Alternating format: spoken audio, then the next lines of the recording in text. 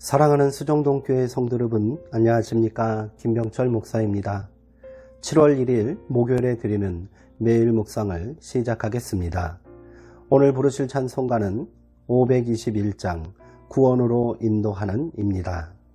찬송은 형편에 따라 영상을 잠시 멈추시고 개인적으로 부르시기 바랍니다.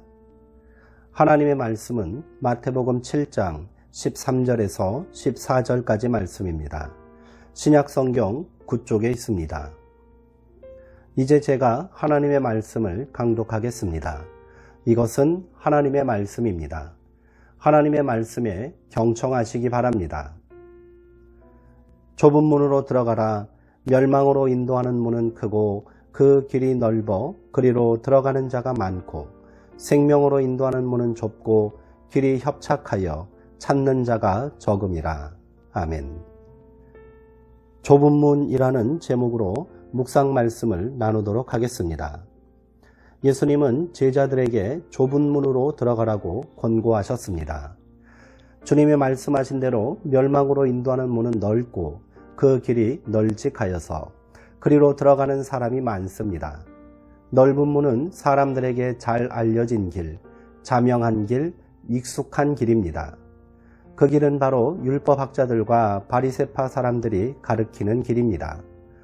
613개의 율법 조문을 지키는 것으로 하나님의 뜻을 수행한다고 믿는 길 말입니다.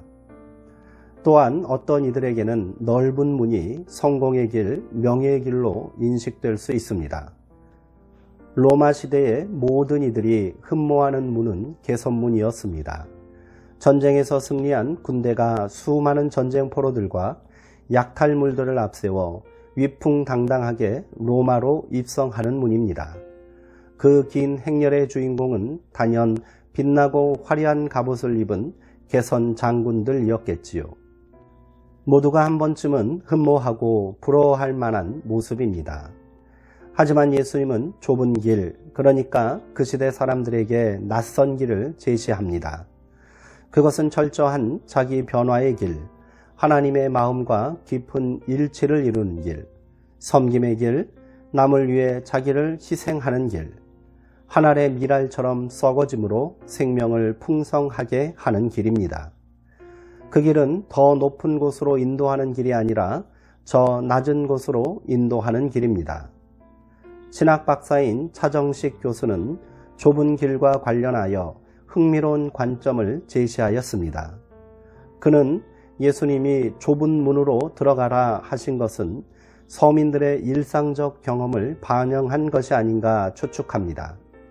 집과 집 사이로 이어진 길, 그리고 동네와 동네 사이를 연결해주는 들판과 언덕의 길 역시 사람 한두 명 지나다니고 작은 수레 하나 통과할 정도로 좁은 길이 대부분이었다는 것입니다. 물론 넓은 길도 있었습니다.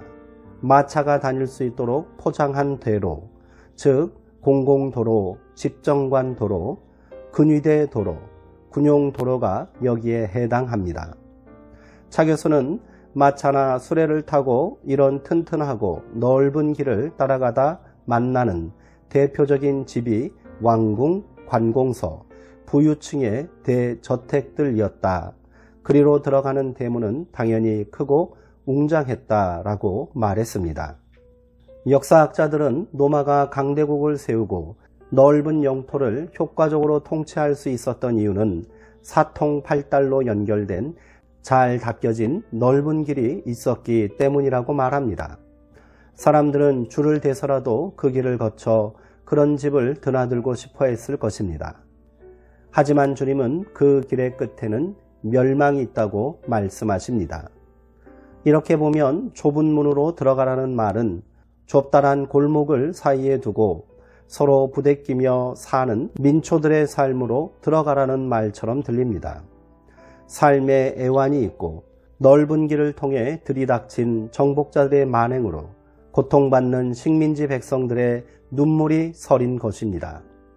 수없이 짓밟히고 억눌려도 마침내 다시 일어서고 마는 들불처럼 서로의 아픔을 보듬고 사는 이들이 서 있는 길입니다. 그곳이야말로 예수님께서 비유로 말씀하신 겨자씨처럼 자라날 하나님 나라의 현장입니다. 눈물을 흘리며 씨를 뿌리는 소망의 땅인 것입니다. 바로 제자들이 걸어야 할 길이며 예수를 따르는 자들이 서로의 어깨를 기대며 나아가야 할 길입니다. 사람들에게 매력적으로 보이는 길, 즉 넓고 화려한 길은 오히려 덫이 되어 사람들을 사로잡고 자유를 빼앗을 수 있습니다. 세상은 현대사회의 우상인 성공을 가리켜 보이며 우리에게 넓은 길로 가라고 말합니다. 하지만 예수님은 그 길의 끝에 도사리고 있는 것이 멸망임을 훤히 내다보고 계셨습니다. 예수님이 가신 길을 넓은 길이라 말할 사람은 없을 것입니다. 좁고 불편해도 그 좁은 길을 고집하셨기에 소외되고 병들고 가난한 사람들을 만날 수 있었던 것입니다. 그리고 마침내 골고다 좁고 고통스러운 길을 따라 생명의 길을 개척해 주셨습니다. 우리가 가야 할 길과 찾아야 할 문은 분명합니다. 생명의 문, 소망의 문, 사랑과 연대의 길입니다.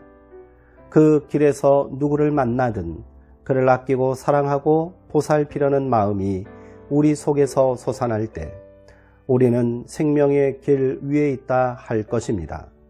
넓은 문을 지나 걸어가는 길은 자기를 과시하려는 길입니다.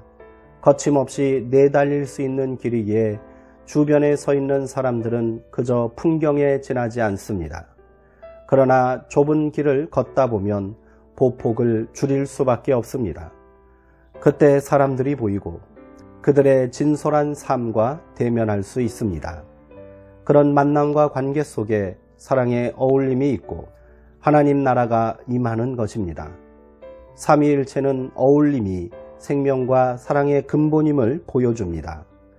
성부, 성자, 성령께서 깊은 신뢰와 사랑 속에서 일치를 이룬 것처럼 우리 또한 어울렁더울렁 어울리며 살아가므로 하늘이 예비한 기쁨을 한껏 누릴 수 있었으면 좋겠습니다.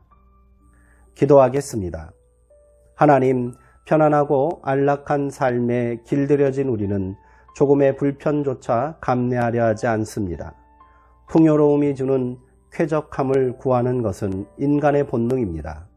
구질구질한 삶을 면해보려고 우리는 안간힘을 다합니다. 그러는 동안 우리는 존재의 따스함을 잃고 무정한 사람이 되었습니다. 물질적으로는 풍요롭지만 동료 인간들의 아픔에는 무감각한 이들이 거리를 채우고 있습니다. 주님, 좁은 문으로 들어갈 용기를 허락해 주옵소서. 홀로 만족하는 사람이 아니라 더불어 행복한 삶을 추구하도록 우리 속에 주님의 영을 불어 넣어주시고 우리로 기꺼이 좁은 길로 거닐게 하옵소서. 예수 그리스도의 이름으로 기도합니다. 아멘. 이상으로 오늘 묵상을 모두 마치겠습니다. 사랑하고 사모하는 성도님들, 오늘 하루도 평안하시고요. 주의 은총 가운데 강건하시기 바랍니다.